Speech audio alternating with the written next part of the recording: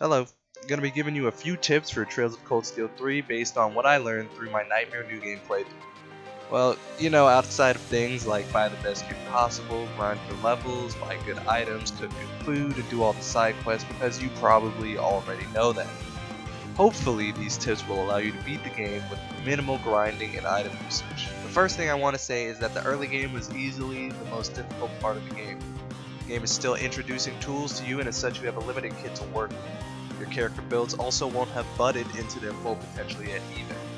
The Iron Will formation order, in addition to having a dedicated healer in your backlines, will work wonders in tougher fights, whittling your enemy down until you get the break, which is when you switch your order and go for offense. Of course, if you have enough Brave points, a mixture is ideal. If you have several turns in a row where your team is attacking, switch to an order that improves break damage, and then switch back to damage reduction before the opponent attacks back. As long as you don't get caught without damage reduction when the enemy attacks, anything is fair game. In difficult fights that involve multiple enemies, going completely aggro might work better for you. Throw defense and sustainability to the wind, and try to break as many enemies at once as you can. Moving to offense also works well when the enemy enhances and their break gauge turns orange. As not only will breaking them be easier, but their offensive capabilities are bolstered. You might not want to try sustaining through their onslaught of AoE attacks and S-crafts. Not to say turtling through this isn't possible, because it is, it's just harder to do. Preventing your enemy from getting turns is very strong and easy to do. Orders that reduce your turn delay such as Kurt's Windblade and skills that give your team accelerate are good normally, but once you get the break, they become downright oppressive. Your basic link attack will give you Brave points, which you will always get because the enemy's broken. You feed those Brave points into your order, giving you even more turns. The final tactical tip I want to give before moving on to builds is to not underestimate Link Burst. Sure, Link Burst uses up all of your precious Brave points, but there are times when it is a very smart play. Now it does cleanse your party of negative status effects, but the primary use to me is as a tool to break enemies. Not only does Burst do pretty ridiculous amounts of break damage, it does a respectable amount of damage, assuming you have physical damage units on your team, gives everyone in your party CP, and hits all enemies on the field. If you get an opportunity to burst after the units on the team have buffed up, or if you have a break damage order in play, I would take the opportunity most times as it's nearly a guaranteed break. Then, once the break has happened, refilling your Brave points is simple. Now for builds. There are of course many ways to build your characters, and many of these builds are strong. I can't cover them all, and I definitely don't know every way to build your character, so I'm just going to give builds that I found to be useful during my playthrough. First, Reen is an insane physical craft caster with the right setup. This build is only as effective as it is once you get these two items from raising your instructor rank. This, in addition to the Bridget Master Quartz, will allow your CP to regenerate extremely quickly, which in turn allows you to use his crafts as much as possible.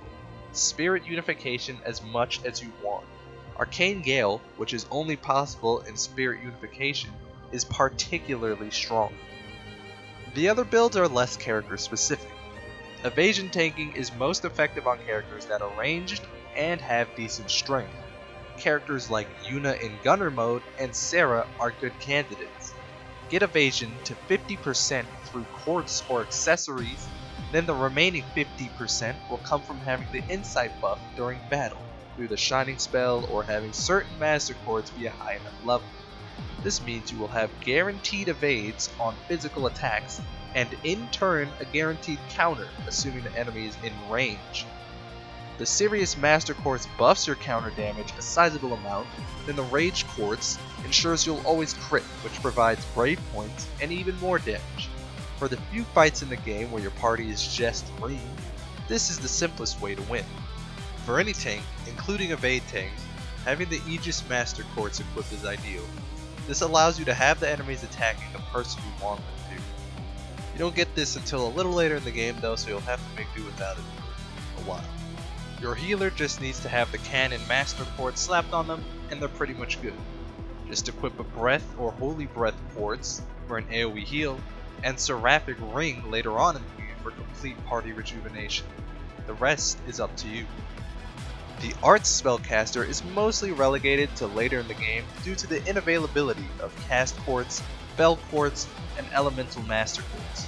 But once you have it, enemies won't even get to attack, assuming you have enough EP to finish them. Look for master quartz like Virgo that reduce the delay after casting arts of a certain element, then slot the bell quartz, like Ocean Bell, that relates to that element. The final build I want to talk about is the Nuke. Nuke. Combination of the Scorpio Master Quartz, the Minotaurus Master Quartz, high strength on a character, strength up buffs, broken enemies, a damage increase order, and a 200 CP craft will absolutely obliterate pretty much every enemy in the game, including bosses.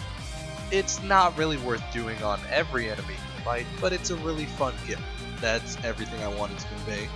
Of course, these aren't the only effective strategies, but hopefully you learned something new. If you have something you think people should know, comment down below. Thanks for watching.